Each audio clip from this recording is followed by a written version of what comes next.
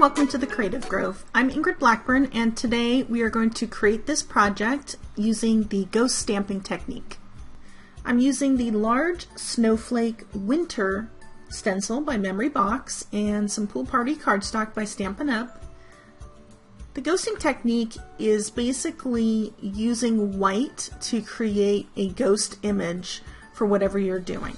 Now, you've seen me do this in videos before using an embossing technique. We're going to use a stencil today and just approach it from a different perspective.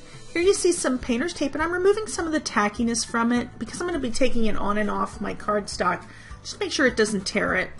If you find that whatever you're using is just a little too tacky, that's how you can just very easily do that, or you can rub it along your shirt or anything like that. I have a white pigment ink pad by Stampin' Up and a sponge dauber, and I'm going to use this to pounce the ink through my stencil. You can also use a twisting motion depending on the strength of the white image that you're going for. If you find that you're not able to put enough pressure using a dauber or a sponge tool, you can go ahead and do a little bit of a twisting motion. Be sure to subscribe to our YouTube channel, and if you like this video, give us a thumbs up as well. Now I'm just going to lift this back to show you what it looks like. So we have a nice light white pigment background. Now what's unique about ghosting is you're applying two different inks. You have the very wet pigment ink, which lays on top of your cardstock, and then next we are going to apply some dye-based ink, which is a water-based ink, and dye-based ink soaks into your cardstock. So in order to really get the full effect, this next step is key. It's very important. You can see that's what your stencil is going to look like. You can just wipe that off with a baby wipe. It's important to dry it thoroughly in between, so I'm using a heat tool here to do just that.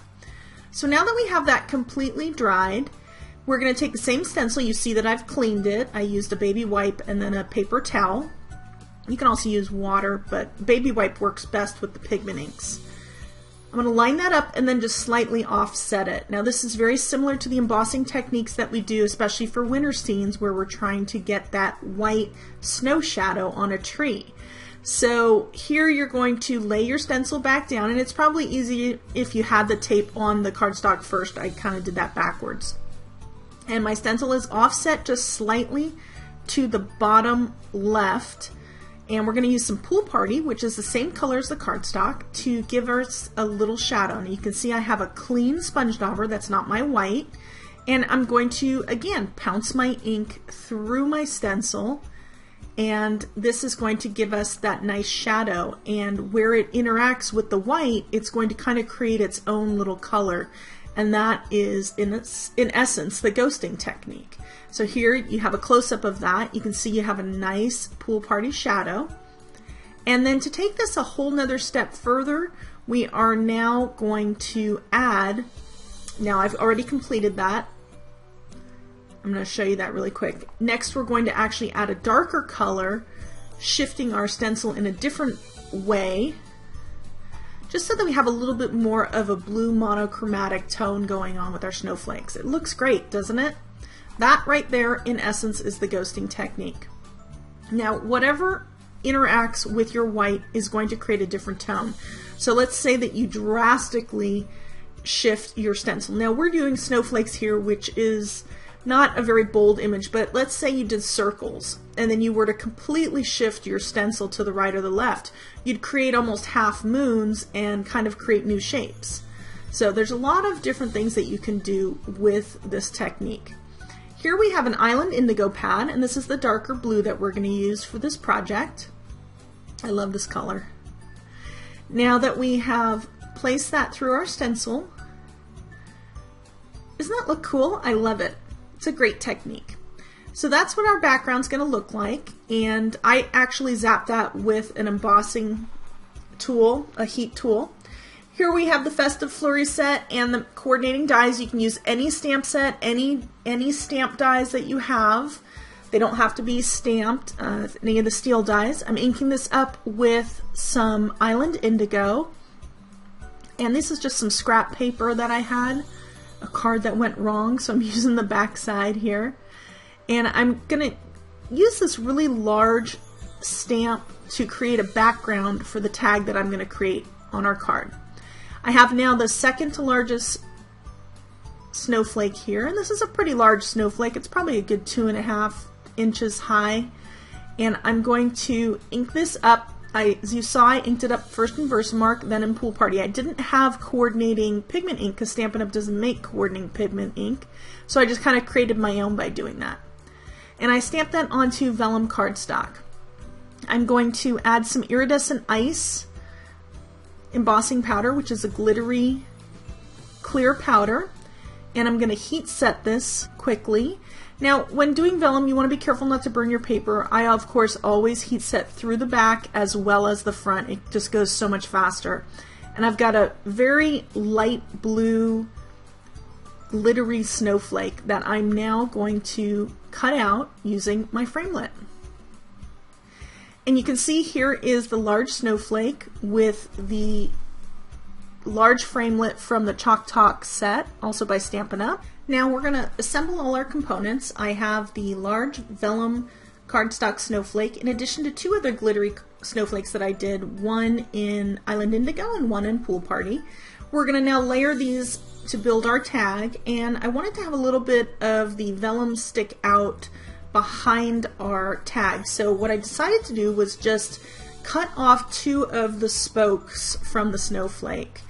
And what's great about this is if you were mass producing your cards, you'd only need 1 of the vellum snowflakes for 3 cards. No sense in using the rest, I might as well keep it for another project. And I'm going to attach this using some mini glue dots. I put them on the wrong side. You want them to be on the stamped side, not the back side. So I added a couple so that those would hold very securely. Glue dots are a very strong adhesive. You don't need a lot to go a long way. And now I'm going to layer these, and you can see that I have the Island Indigo stamped on the tag, and then I have a little bit of dimension with the other one. I wanted to really have that dimension to this, so we're going to only attach them with the middle. Here I'm creating a banner using the hexagon punch, and this is a greeting that I had stamped also in Island Indigo to go across the front. And we're going to attach these all using the glue dots.